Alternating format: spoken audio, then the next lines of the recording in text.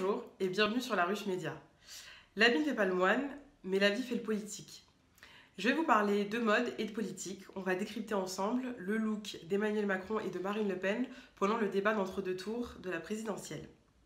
Donc on dit souvent que la mode et la politique sont deux univers qui sont différents, mais ils sont complémentaires.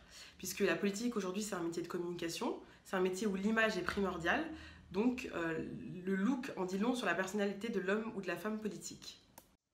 Historiquement, le look des hommes de pouvoir a toujours été très important, a toujours été primordial. On se rappelle des looks et des belles parures d'Henri VIII en Angleterre ou alors de Louis XIV en France, qui étaient affublés comme des jeunes filles qui allaient au bal. Bienvenue dans le XXIe siècle. Ces codes n'ont pas changé, bien au contraire, puisqu'on est dans un monde d'images. Je vais vous parler de Marine Le Pen. Comme vous avez pu le voir sur la fiche de campagne, Marine Le Pen a radicalement changé de look. Pendant le débat, elle portait une veste à caban bleu, un pantalon noir, un top blanc et surtout des talons aiguilles noirs brillants. Mais ce qu'on a remarqué le plus, c'était sa coquetterie, puisqu'elle portait des accessoires et des bijoux, et notamment un pendentif en feuille de ginkgo.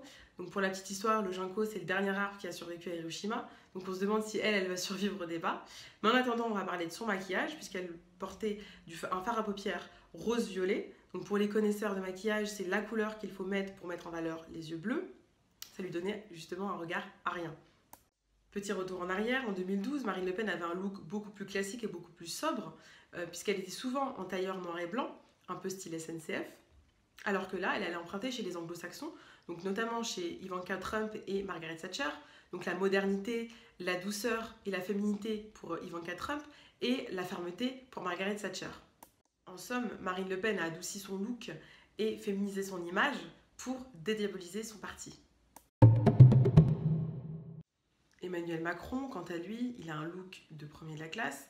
Pendant le débat, il était habillé en costume cravate bleu majorel. Il avait un look plutôt présidentiable parce qu'on était pendant un débat politique, mais il sait s'adapter en fonction du public.